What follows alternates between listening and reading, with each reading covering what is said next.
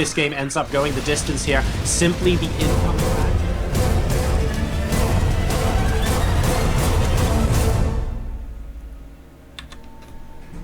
Welcome to the giant cinnamon roll that is Terraform, the reformed Neo Planet S. And ladies and gentlemen, the winner of this game, well, it's all cards on the table, because the winner goes to ASUS ROG. The loser bows out of the qualifier, spawning in a bottom right-hand position as the blue Protoss player representing against all authority. It's Psionic. His opponent, spawning in the top left position as the red Zerg player representing Team Menace, is ZhuGeLiang. Very aggressive in game number 2, catching Psionic completely off guard with that speedling all in. And you know what? The initial hold was almost good enough for Psionic. I reckon if ZhuGeLiang had left it any later, he might not have broken through. But Psionic was able, just about to hold for a few seconds, then ZhuGeLiang managed to get the cancel on one of those buildings, and finally the link streamed in. I'll tell you what, if he was building drones behind that, not sure that would have worked, but he kept the aggression up, he committed to it, and as a result he was able to win that game. So we have a rubber match. It's going to be game 3 of the series here. Gateway going down, nothing too extensive at the moment. Just going to be moving out them cinnamon swirls, checking out what's going on. What else does this map look like? Answers on a postcard. Put them in chat. Send them to me on Twitter. Whatever you like. Let me know. What else does this map remind you of? Oh, you know what? There's a little bit of Hearthstone-y kind of thing there. With a little swirl on the stone. I don't know. There must be something else. Right. Probe scouting will spot that the pool first has gone down for ZhuGeLiang. We actually have the gas coming down behind that as well. Did that gas get taken within sight of the probe? It did not. Probe just going to be coming back later on to check the timing of the natural here. Oh, and that's because he's actually taken the third base. So it's not going to be a spawning pool first to Psionic. Might have originally thought. He went, well, okay, I see the spawning pool a bit later than usual. Don't see the natural expansion. Let's go ahead and just double check. Aha! Is more or less what just happened. So, gold bases galore, ladies and gents, in game number 3. This is actually... this is really bold because, I mean, take a look at the distance here. You're going to have to produce an awful lot of units to adequately defend that, man. We have a lot of drones getting moved over there very early on in this game. ZhuGeLiang is just going to check what's going on. We'll be able to see the, I believe that's a cybernetics core at the front there. But I fully expect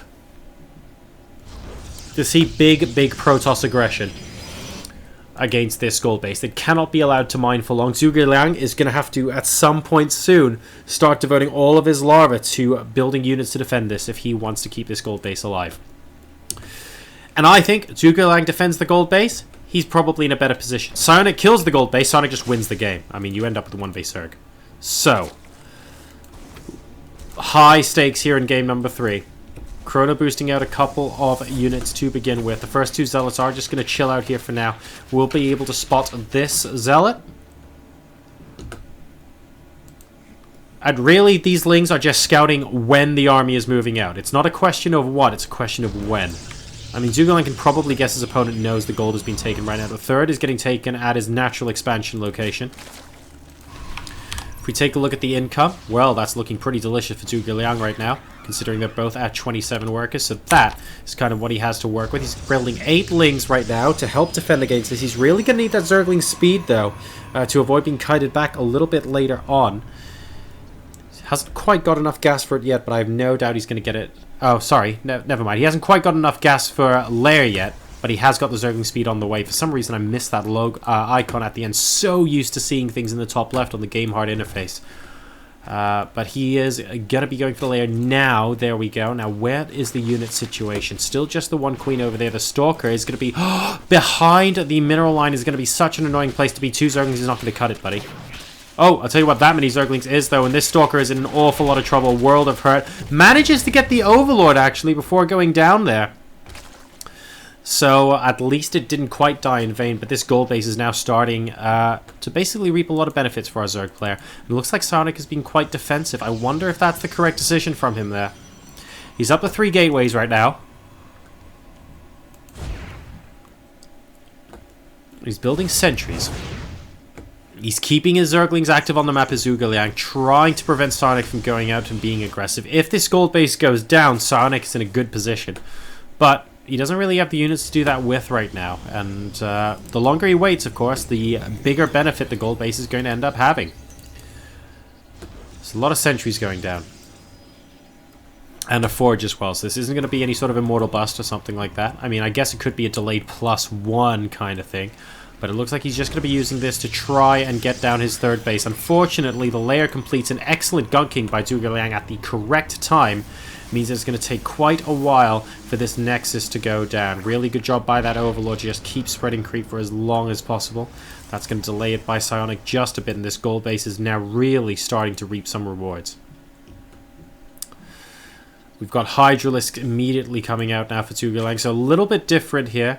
Looks like we're going to a Roach Hydra composition very, very quickly indeed. Roach 1 only just finishing. Got the Hydra upgrades here as well. Good scout there by Psionic. Will be able to spot both of those production structures. Sees that that's the kind of composition he's dealing with. But what is he going to be able to do about the income? I mean, his third base is going to be mining for a little while, and by the time that happens, ZhuGeLiang, I feel, is going to have a mini explosion in population. His supply will just start skyrocketing up. Now, I feel that he really should have a single creep tumor here, guys. I really think, even though it's quite far away, it is worth at least attempting to join up the creep here. And I'm a little bit surprised at ZhuGeLiang's creep spread, especially with the gold base being so close to his opponent and the fact he's building Hydras. Okay, he's going to be doing it with the Overlord Highway method instead. I would like to see just a bit of creep spread. Destructible rocks are going down now, and well, he's telegraphing a statement of intent. A lot of DPS coming out from these Hydralisks. The Mothership Core needs to be careful not to get too close. That's a lot of sentries here, actually.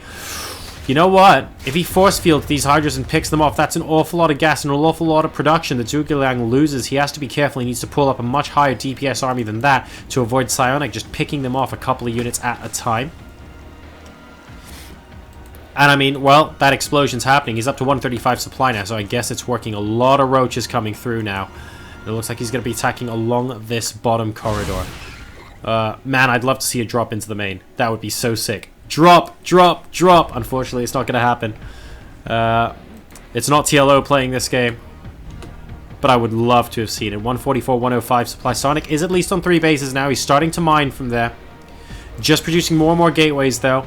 We're getting more upgrades. +2 on its way now. And we have got the Blink in research as well. Not 100% certain, though, it's going to be enough just yet. Still just a +1 attack from both sides. Trying to flank both sides, but we have got a good number of force fields coming in for this defense.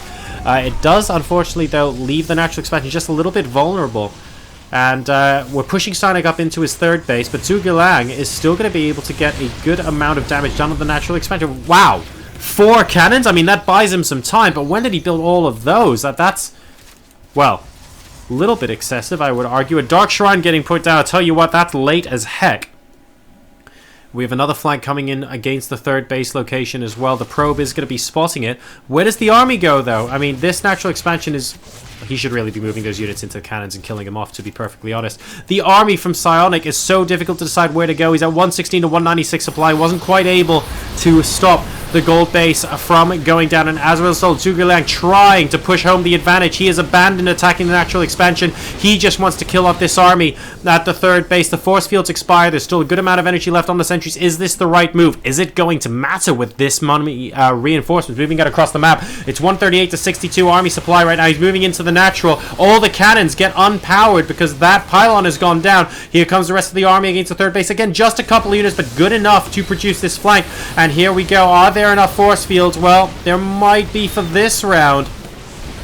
ZhuGeLiang actually down to 177. He needs to coordinate his 2 halves of his army a little bit better, but now he's able to do a solid amount of damage at the natural expansion. This army is being pulled in so many directions, doesn't know where to go. Psionic is doing a good job of holding this off at the moment. He hasn't taken irreparable damage, but my goodness, he has to be in about 12 different places at once. Now trying to split apart the army. Now he can't afford to actually attack these pros because he wants to do as much damage as he can here. He's actually losing the battle at the moment, which is why the flank is necessary. ZhuGeLiang coming in from 2 sides, forcing Psionic to blink south so that he's only dealing with the attack from one direction. Unfortunately, all the sentries are dead. We have got DTs in with the mix, but there's an Overseer with this army as well, and he's moving in now. 82 to 151 supply. ZhuGeLiang did lose a whole bunch of armies, slightly ineffectively, you would argue as well.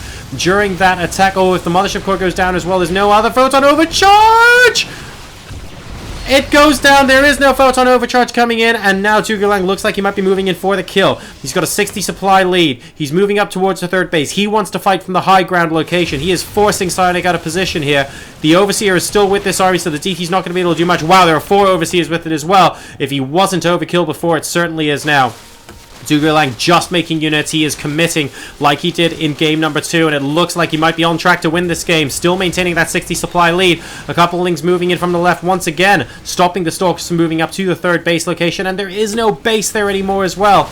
ZhuGeLiang tries to chase, actually, but I wonder if he should just be attacking the natural expansion and holding the rest of his army back up. That's a lot of Overlords. I mean, if all those go down, that would be amusing. And that's exactly what ZhuGeLiang is doing. He's just moving into the natural to say, look, if you're going to blink away, I'm going to force you to defend your base. What are you going to do about that? And the honest answer is not very much right now. Psionic is nowhere close to an army large enough. He's coming in from both sides. Wow. ZhuGeLiang's actually going to push back. I'm pretty sure he could have just killed off those Stalkers and kept going and just re-rallied. But, I mean, he has got a 70 supply advantage. It's 95 versus 170. So, he might as well, I suppose. He's getting 26 Zerglings to bolster this attack. This has to be the final push, I think. With the Zerglings coming in as well to be able to wrap themselves around, it's going to force Psionic to constantly blink back, and he's going to be fighting from one location. The ranged attacks from the Roaches and Hydras are going to be able to just sustain in the front, while the Zerglings more or less mop up any straggling units that stay forward. And here we go, Concave looking decent for ZhuGeLiang. That Archon might have been a big damage dealer, but that is off the map now. Absolutely nothing left he can do. Spreading his units as carefully as he possibly can. More Zerglings coming in. And it looks like, well, we have hold position, but you really want the Zerglings to be mixing it in there. Great Concave from ZhuGeLiang. This is the last stand at the natural expansion. The supply is 175 to 100 in favor of our Zerg player right now. Can the Protoss resupply fast enough? The Warpin mechanic is going to be great for this, but I don't think it's going to be fast enough at all. ZhuGeLiang still maintaining a 70 supply lead. Being very conservative there. I honestly think he could have just continuously 1-A'd and kept re-rallying units, but Psionic at the moment, he's fighting very bravely. The third base gets cancelled once again. ZhuGeLiang just being ultra cautious, wanting to make sure, after all, a lot is on the line here. This is qualification for the ASUS ROG main tournament, guys. No sentries with this. Not worried about force fields at all. The army isn't going to get split. ZhuGeLiang just trying to get the biggest concave he possibly can here, and he just needs to move his units in now. 190 supply versus 100. The Stalkers in such an excellent position. That blink back was not good, though. A good number of Stalkers in the back are not actually getting their DPS off right now. ZhuGeLiang down to 160 supply, but instantly remaxing to 180. Psionic down to below 70 supply, below 60 supply in just a second's time. And the amount of DPS in this Zerg army is pretty sick right now. Even if ZhuGeLiang doesn't win with this particular push, Psionic has no means of remaxing. GG! And from 1-0 down, ZhuGeLiang is going to be able to qualify for the ASUS ROG tournament. Congratulations to him with a 2-1 victory over Psionic.